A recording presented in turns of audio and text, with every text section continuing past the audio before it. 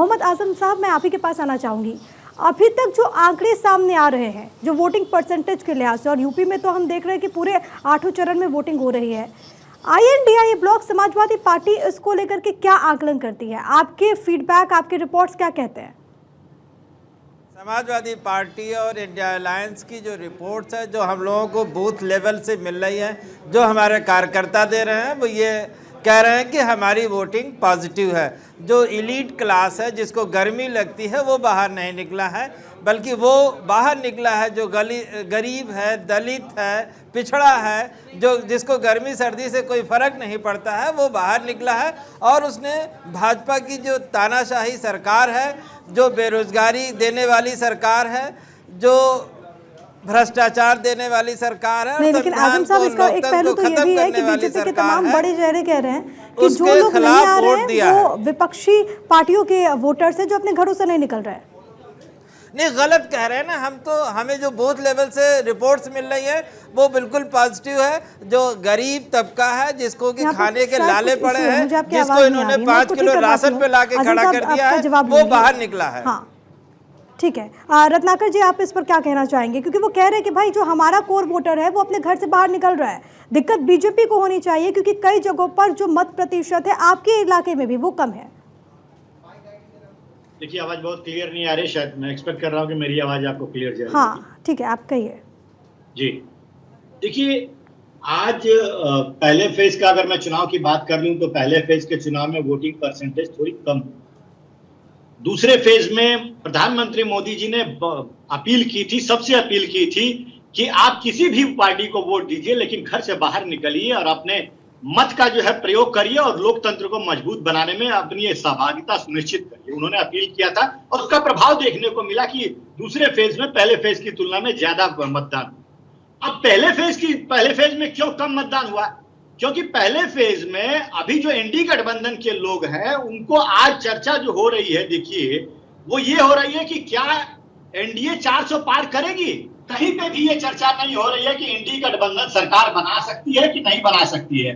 इनके मतदाता जो है आज मायूस हो चुके हैं और ये समझ चुके हैं कि भाई इनकी तो सरकार बननी नहीं है, तो इनको वोट देना क्यों, फिर घर से बाहर निकल नहीं रहे हैं। हमारे जितने भी मतदाता है वो बढ़ चढ़कर वोटिंग प्रोसेस में हिस्सा ले रहे हैं और घरों से बाहर निकल करके वोट कर रहे हैं। अब वोटरों की उदासीनता जो है एनडीए गठबंधन के लोगों की है, जिसका प्रभाव फिर भी प्रधानमंत्री जी ने अपील किया और वो दूसरे चरण में भी देखने को मिला और तीसरे में भी मिल रहा है। तो निश्चित रूप से कहीं न कहीं हमारे जो वोटर हैं, एनडीए गठबंधन के जो वोटर्स हैं, उनके अंदर उत्साह देखने को मिल रहा है और वो बढ़ चढ़कर जो है वोट देने का काम कर रहे हैं और अपना आशीर्वाद फिर से देने जा रहे हैं, क्योंकि उनको मालूम है कि इस बार फिर से 400 पार जो है एनडीए गठबंधन सीट लाने जा रही है। और प्रधानमंत्री नरेंद्र मोदी जी की विकसित भारत की संकल्पना जो 2047 तक उन्होंने करके रखी है, उसको साकार करने के लिए वो वोट देने जा रहे हैं। ठीक है, आप कह रहे हैं कि अर्थव्यवस्था जो कि बहुत बेहतरीन हुई है, आप कह रहे हैं विकसित भारत 2047 की जो बात होती है, ये मुद्दे हैं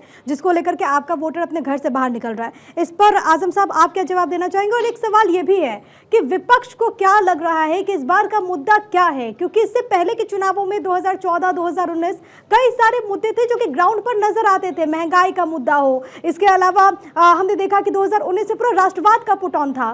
लेकिन इस बार आपको क्या थीम समझ में आ रही है इस चुनाव की?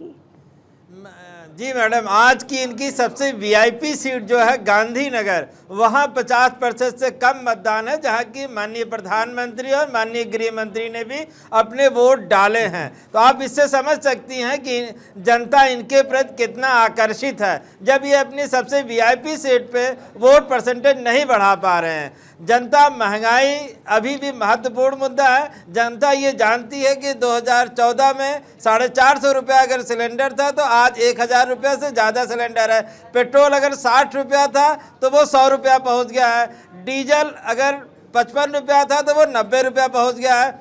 महंगाई जनता के बीच में है, कहीं दूर से आई हुई चीज़ नहीं है, और जनता उस महंगाई के मुद्दे पे अडिग है। इन्होंने जो भ्रष्टाचार किया है, आज जनता कोविशील्ड के बारे में भी शक के नज़र से देख रही है। जो इन्होंने कोविशील्ड वैक्सीन 160 करोड़ लोगों को लगवाई है, जनता ये सोच रही है कि कल हमारा क्या होगा, कौन सा नुकसान पड़ेगा, और जनता इस बात से भी वाकिफ है कि इन्होंने उस कोविशील्ड कंपनी से 500 करोड़ रुपया नहीं बताया, मुझे वो थीम नहीं बताया। मैं लौट रही रत्नाकर जी, मैं जवाब लेती हूँ, 500 करोड़ रुपया लौट रही हूँ। लेकिन गुजरात की बात कर लेते हैं, क्योंकि आज वहां पर तमाम जो बड़े चेहरे हैं उन्होंने अपने मताधिकार का प्रयोग किया। प्रधानमंत्री नरेंद्र मोदी से लेकर गृह मंत्री अमित शाह तक, वहां पर ग्राउंड जीरो पर प्रधानमंत्री नरेंद्र मोदी के प्रशंसकों से हमारे सहयोगी अभिषेक ने खास बातचीत की है। क्या उनका कहना था इस चुनाव को लेकर के, सुनिए। देश के प्रधानमंत्री नरेंद्र मोदी ने अभी अभी वोट डाला है। वोट डालने के बाद उन्होंने एक बच्चे से मुलाकात की है। मुलाकात करने के बाद उन्होंने उस फोटो पर, यानी बच्चे ने एक फोटो बनाया था, उनका आकृति बनाई थी, और उस पर उन्होंने ऑटोग्राफ भी दिया। ये देखिए 9 साल का बच्चा इस वक्त यहाँ पर है, और यहाँ पर वह सुबह से खड़ा था। क्या कहेंगे, आपका नाम क्या? आपका देवर्ष पांड्या। पांड्या जी, क्या कितने क्लास में पढ़ते हैं आप? मैं थर्ड में। क्या लगा, पहले बताइए। पीएम मोदी से आपने बात भी की, आपसे कुछ देर खड़े रहे, क्या हुआ बताइए। तब मैंने पूछा कि आपको ये पेंटिंग कैसी लगी, तो उन्होंने कहा अच्छा लगा। आपने पेंटिंग सोचा था कभी कि आपने पेंटिंग बनाया, और कभी लगा था कि मोदी जी आएंगे और आपको यहाँ पर साइन करेंगे, कभी सोचा था आपने? नहीं। तो कैसा लगा जब वो आए? आप कैसे वो देखे आपको? आप खड़े थे, कब से खड़े हैं आप? मैं 6:30 बजे से खड़े थे हम। और जब वो देखे, कैसे आप ऊपर थे, क्या किया, कैसे देखा आपको उन्होंने? मैंने ना जोश से बोल रहा था, और इसको पेंटिंग को ऊपर करके ऐसे पेन दिखा रहा था, तो उन्होंने आके साइन की। साइन किया उन्होंने। और क्या क्या बात की आपने, क्या बोला?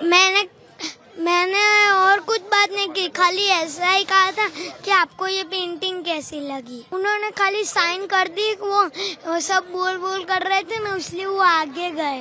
बिल्कुल। ये छोटा बच्चा जिसको भी आप सुन रहे थे, वो कह रहा है कि प्रधानमंत्री को देखने के लिए सुबह से वो वहाँ पर मौजूद था, और जब पीएम आए तो बातचीत भी हुई है।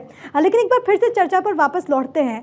आजम साहब, ये लोकप्रियता है प्रधानमंत्री नरेंद्र मोदी की, और कहीं पर भी वो जाते हैं, और बीजेपी तो कह रही है कि हमारे लिए जो सबसे बड़ा चेहरा है वो प्रधानमंत्री नरेंद्र मोदी का है और कमल का निशान है। विपक्ष के पास कौन सा ऐसा चेहरा है? यही वजह है ना कि बीजेपी के तमाम बड़े चेहरे ये कह रहे हैं कि अगर वो लोग जीत भी जाते हैं तो कौन बनेगा प्रधानमंत्री? 2.5 साल के लिए कोई और, 2.5 साल के लिए कोई और।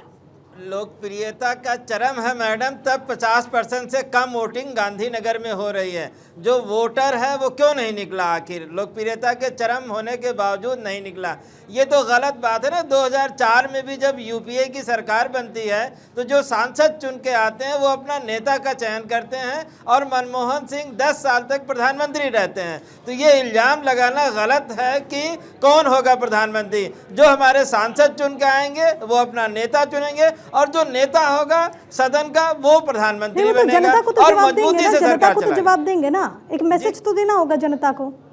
नहीं, जनता को हमारे पास एग्जाम्पल्स हैं। 1977 में भी विपक्ष की सरकार बनती है, मोरारजी देसाई नेता चुने जाते हैं, पहले से नेता नहीं थे। 2004 में सरकार यूपीए की बनती है, मनमोहन सिंह पहले से घोषित नेता नहीं थे। तो ये कहना कि कौन नेता होगा, जो लोकसभा सांसद आएंगे वो उनका मौलिक अधिकार है कि वो अपने नेता का चयन करें, और वो नेता का चयन करेंगे। तमाम लोकप्रियता के बावजूद 2019 में भी भाजपा 37% वोट पाती है, यानी 63% वोट। ठीक है, इस पे रत्नाकर जी, ठीक है रत्नाकर जी, बहुत छोटा सा जवाब। देखिए, अभी ये जवाब देने की स्थिति में है नहीं कि इनका नेता कौन है, तो ये गोल गोल बातें घुमा के कह रहे हैं।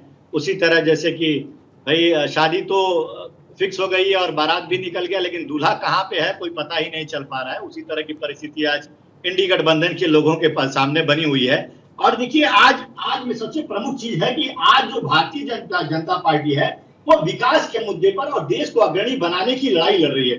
वहीं पे आज अगर देखेंगे तो इंडी गठबंधन सिर्फ और सिर्फ तुष्टीकरण की राजनीति पे लोगों का वोट मांगने का काम कर रही है। आपने देखा कि किस तरह से वोट जिहाद की बात कर रही है। अभी महाराष्ट्र में ही 2 दिन पहले यहाँ पे नेता प्रतिपक्ष जो विजय वडेट्टीवार जो है, मुंबई हमले के अभी प्रधानमंत्री जी ने भी जिक्र किया था उस चीज का कि विजय वडेट्टीवार जो है हेमंत करकरे की शहादत को किस तरह से अपमानित करने का काम कर रहे हैं। वो कहते हैं कि कसाब जो है वो उसने तो गोली चलाई ही नहीं, वो तो मारा ही नहीं। आप तो पाकिस्तान में बैठे लोगों की भाषा बोल रहे हैं, जो पाकिस्तान में लोग बोल रहे थे कि क्या इस चुनाव में विपक्ष ऐसे सेल्फ गोल कर रहा है, ये भी एक अहम सवाल है।